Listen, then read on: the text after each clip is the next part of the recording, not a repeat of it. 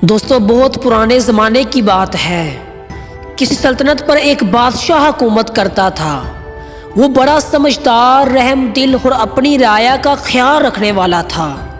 اس کی رعایا اس سے بہت خوش تھی۔ جہاں اس بادشاہ کے اندر اتنی خوبیاں تھیں، وہاں کچھ خامیاں بھی تھیں۔ اس بادشاہ کی ایک آنکھ نہیں تھی، یعنی ایک آنکھ سے وہ کانا تھا۔ اس کی ایک ٹانگ بھی کسی جنگ کے دوران کٹ گئی تھی اور اس نے چلنے کے لیے لکڑی کی مصنوعی ٹانگ لگا رکھی تھی۔ ایک دن وہ محل میں ٹہل رہا تھا کہ ٹہلتے ٹہلتے وہ اس بڑے سے ہال نما کمرے میں پہنچ گیا جس کی دیواروں پر اس سے پہلے گزرے ہوئے تمام بادشاہوں کی تصویریں لگی ہوئی تھیں۔ وہ جب بھی ان تصویروں کو دیکھتا اسے اپنے خاندان پر فخر محسوس ہوتا۔ ان تصویروں کو دیکھتے دیکھتے اس کے ذہن میں خیال آیا کہ ایک دن اس کی تصویر بھی تو اس دیوار پر لگنی ہے، لیکن اس کی تو ایک آنکھ ہی نہیں اور وہ ایک ٹانگ سے بھی معذور ہے، تو پتہ نہیں لوگ اس کی تصویر کس طرح کی بنائیں گے، وہ تو بڑا بدصورت لگے گا۔ تو کیوں نہ وہ اپنی زندگی میں ہی اپنی کوئی اچھی سی تصویر بنوا جائے۔ یہ سوچ کر اس نے اگلے دن اپنے دربار میں اپنی سلطنت کے بہترین تصویر بنانے والوں کو اکٹھا کیا اور ان سے اپنی تصویر بنانے کے لیے کہا، آپ میں سے جو بھی میری خوبصورت اور شاندار تصویر بنا سکتا ہے وہ آگے آئے۔ جو جتنی خوبصورت تصویر بنائے گا اسے اتنا ہی زیادہ انعام دیا جائے گا۔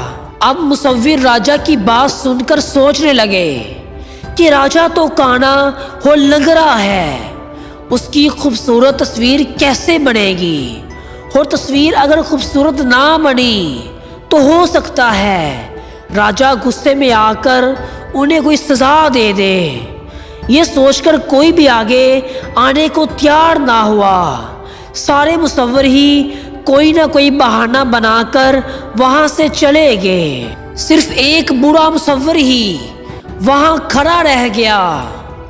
راجا نے پوچھا، کیا تم میری تصویر بنانے کے لیے تیار ہو؟ اس بوڑھے مصور نے حامی بھر لی، ہاں میں آپ کی ایک بہت خوبصورت تصویر بناؤں گا۔ بادشاہ کی اجازت ملتے ہی وہ اگلے ہی دن تصویر بنانے میں لگ گیا۔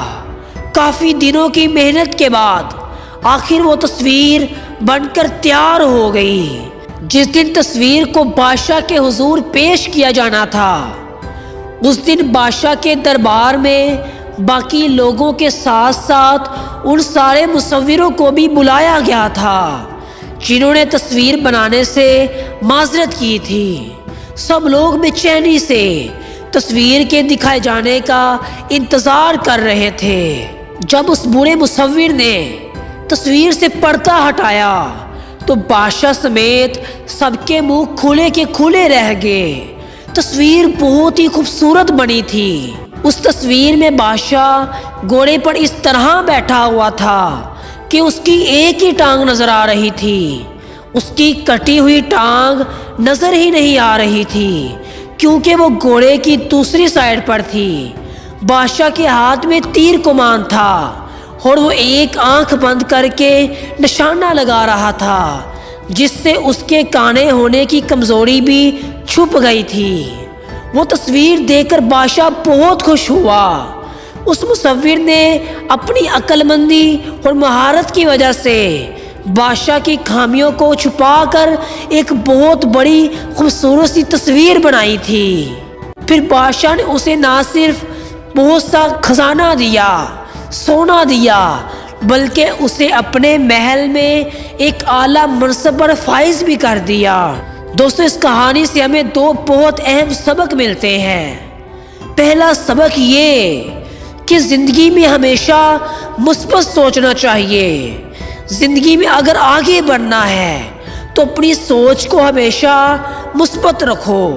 ہر چیز کا روشن پہلو ضرور ہوتا ہے، بس ہمیں اسے دیکھنے کی کوشش کرنی چاہیے۔ چاند کو آپ محبت سے دیکھیں گے تو آپ کو چاندنی نظر آئے گی۔ اس کا حسن اس کی خوبصورتی آپ کو مسحور کر دے گی، ورنہ دیکھنے والوں کو تو چاند میں داغ ہی نظر آتے ہیں۔ ایک مکھی سارے خوبصورت جسم کو چھوڑ کر صرف زخم پر بیٹھنا پسند کرتی ہے، جبکہ شہد کی مکھی گھنے جنگل میں سے بھی پھول کو ڈھونڈ لیتی ہے۔ اس لیے دوستو، زندگی میں آگے بڑھنا ہے تو ہمیشہ مثبت سوچیں، شہد کی مکھی کی طرح ہر چیز میں اچھائی تلاش کرنے کی کوشش کریں۔ اور دوسرا سبق یہ کہ اس دنیا میں کوئی چیز بھی ناممکن نہیں ہوتی۔